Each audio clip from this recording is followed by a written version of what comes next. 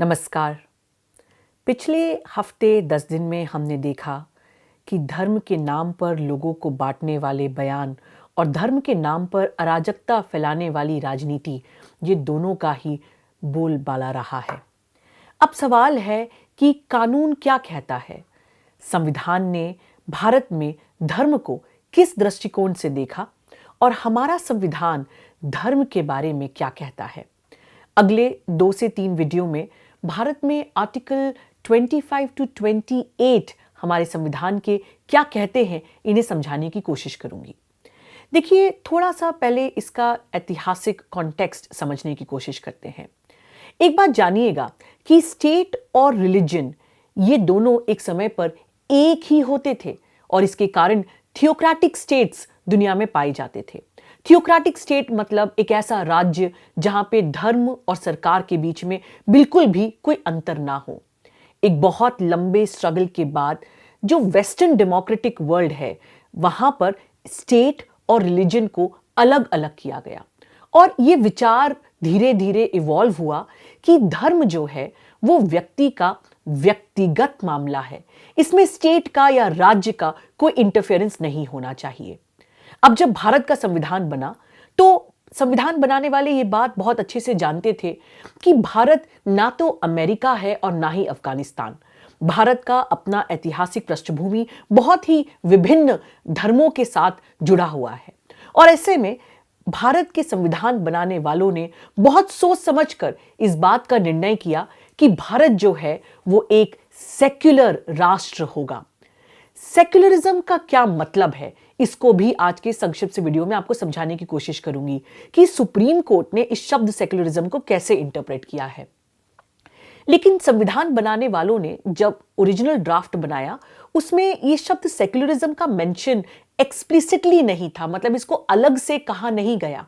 लेकिन जो fundamental rights part 3 में जोड़े गए और directive principles of state policy, इनको जब साथ में पढ़ा जाता है तो इस बात में कोई संशय नहीं था, कोई डाउट नहीं था कि भारत का संविधान जो है वो एक सेक्युलर कॉन्स्टिट्यूशन है।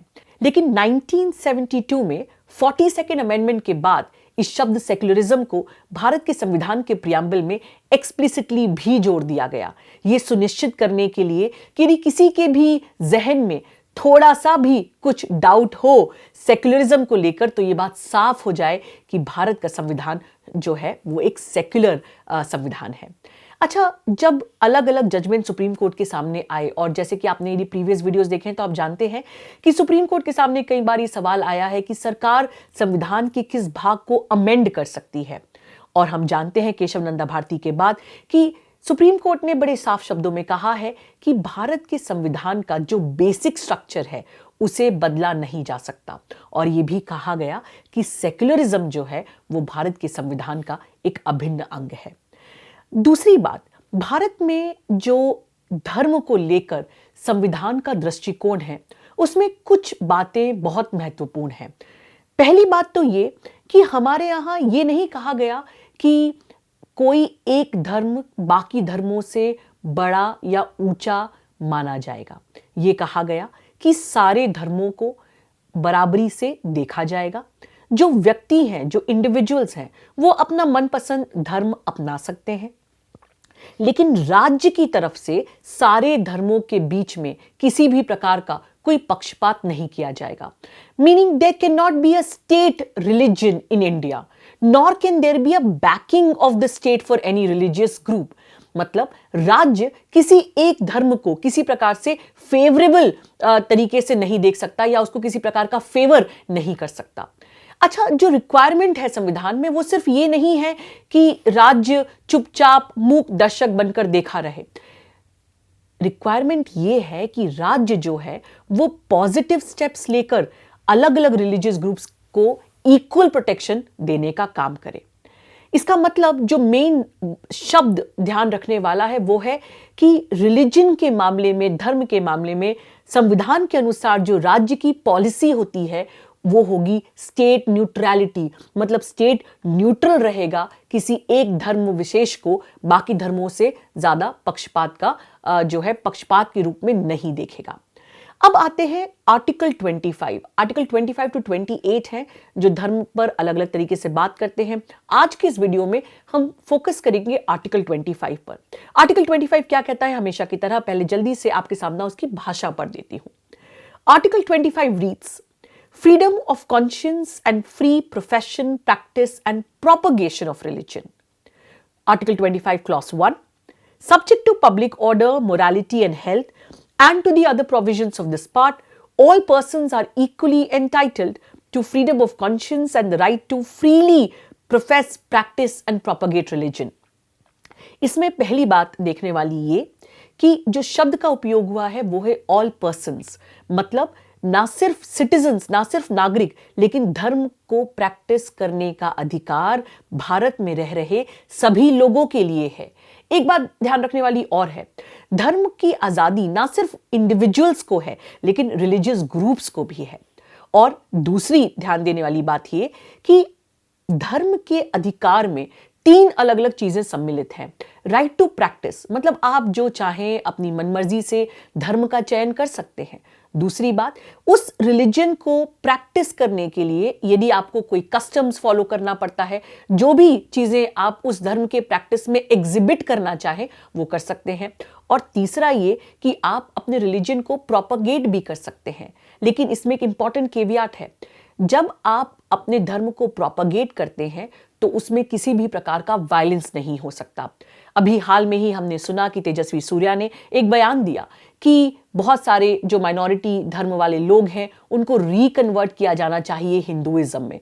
तो ये प्रोपगेट रिलीजन का फ्रीडम तो है, लेकिन कन्वर्जन वायलेंस के द्वारा या रिकन्वर्जन, ये दोनों ही सुप्रीम कोर्ट ने कहा है कि कानून के सख्त खिलाफ है। अब जल्दी से आर्टिकल 25 सब क्लॉज 2 आपके सामने पढ़ देती हूं। Nothing in this article shall affect the operation of any existing law or prevent the state from making any law. A, regulating or restricting any economic, financial, political or other secular activity which may be associated with religious practice. And B, providing for social welfare and reform or the throwing open of Hindu religious institutions of a public character to all classes and sections of Hindus. इसके साथ दो explanations हैं। पहला, that the wearing and carrying of kirpans shall be deemed to be included in the profession of the Sikh religion. और second explanation, in subclause B of clause 2, reference to Hindus shall be construed as including a reference to persons professing the Sikh, Jains or Buddhist religion, and the reference to Hindu religious institutions shall be construed accordingly. इसका क्या मतलब है?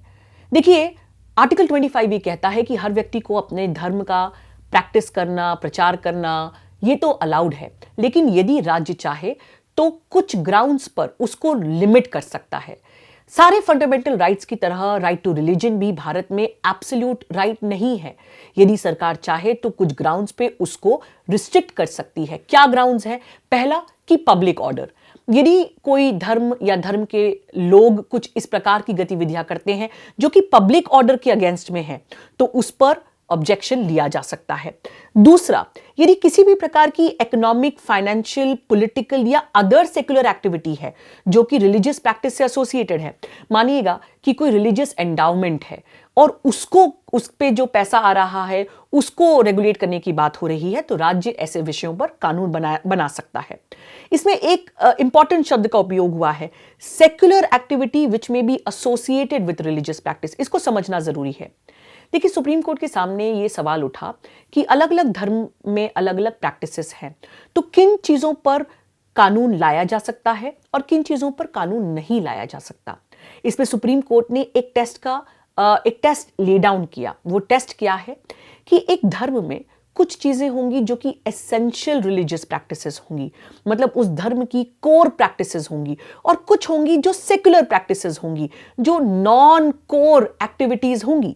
मानिएगा, सवाल उठा कि election commission ने कहा कि जो वोटर्स की लिस्ट हम जारी करते हैं उसमें लोगों का पिक्चर चस्पा होना जरूरी है। इसका मतलब कि जो महिलाएं कुछ धर्मों में पर्दा रखती है और मुस्लिम गोशा महिलाएं जो हैं उनको बिल्कुल पर्दा उठाने की परमिशन नहीं होती, तो क्या उनकी फोटो लेना भी कंपलसरी है? सुप्रीम कोर्ट ने कहा जी बिल्कुल, क्योंकि ये प्रैक्टिस जो है वो इस्लाम में इसे हम कोर प्रैक्टिस नहीं मान सकते।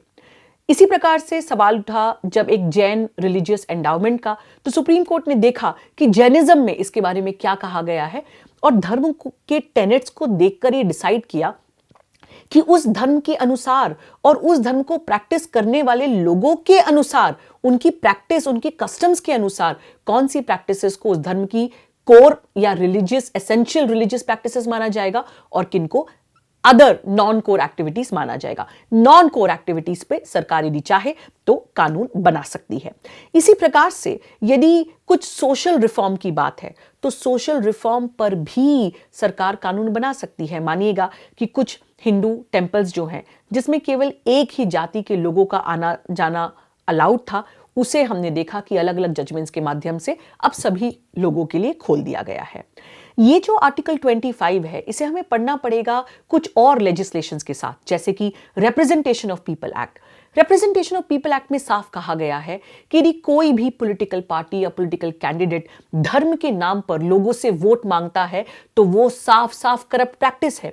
इसी प्रकार से जैसे मैंने आपको जो पब्लिक ऑर्डर का एग्जाम्पल दिया, वो पब्लिक ऑर्डर की रिक्वायरमेंट आती है इंडियन पीनल कोड से, क्योंकि इंडियन पीनल कोड कहता है कि इस प्रकार का भड़काऊ भाषण जो धर्म के नाम पर लोगों को आपस में बांटने की बात करे या कम्युनलिज्म स्प्रेड करे, वो हेट स्पीच के दायरे में आती है।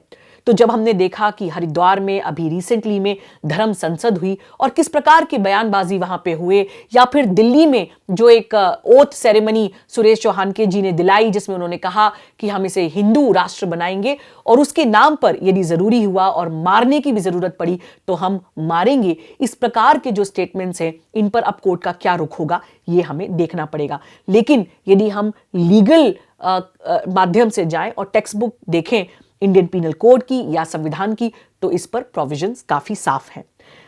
एक इसमें मैं आपको उदाहरण देती हूं कि किस प्रकार से सुप्रीम कोर्ट ने पहले इस पर क्या रवैया लिया है।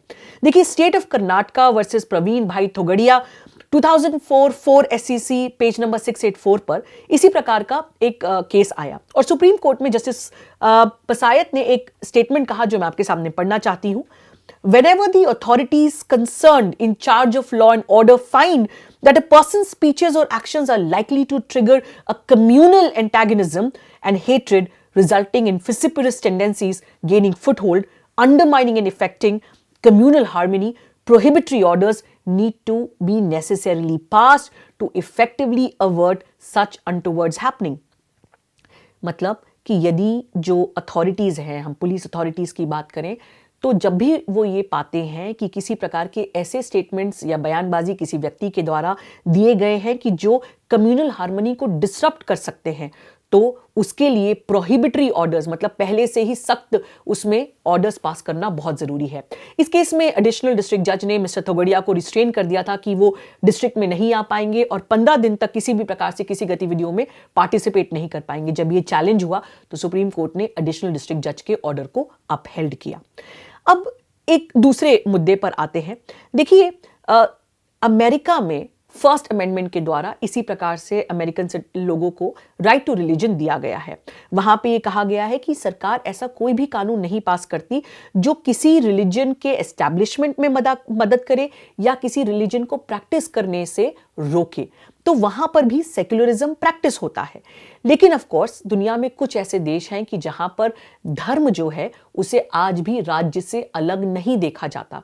तो जब लोग धर्म पर बात करते हैं तो अलग अलग देशों का उदाहरण देते हैं, लेकिन यह समझना जरूरी है और इसलिए हमारा संविधान, मेरी कोशिश है आप तक ये बात पहुंचे कि संविधान बनाने वालों के सामने अलग अलग देशों का मॉडल उपस्थित था, लेकिन उन्होंने जानबूझकर एक मिडिल पाथ पर भारत को लेकर गए। एक ऐसा मिडिल पाथ जहां पर हर व्यक्ति, वो चाहे माइनॉरिटी का हो, मेजॉरिटी का हो, किसी ऐसे रिलीजन का ही क्यों ना हो कि जिसमें किसी भगवान या किसी एक डेटी को नहीं माना जाता, या फिर चाहे ऐसे ही लोग क्यों ना हो जो किसी भी धर्म पर विश्वास नहीं करते, इन सारे लोगों को एक देश में आजादी से रहने की कोशिश हमारे संविधान ने करी। अब सवाल है कि कोशिश तो अच्छी थी, लेकिन आज जो लोग इस संविधान को जिसे कहा जाए अपहेल्ड करने की पोजीशन में है, क्या वो भारत को इसी सेक्युलरिज्म के पाथ पर आगे बढ़ने देना चाहते हैं? ये सवाल मेरा आपसे, इस पर आप विचार करिए।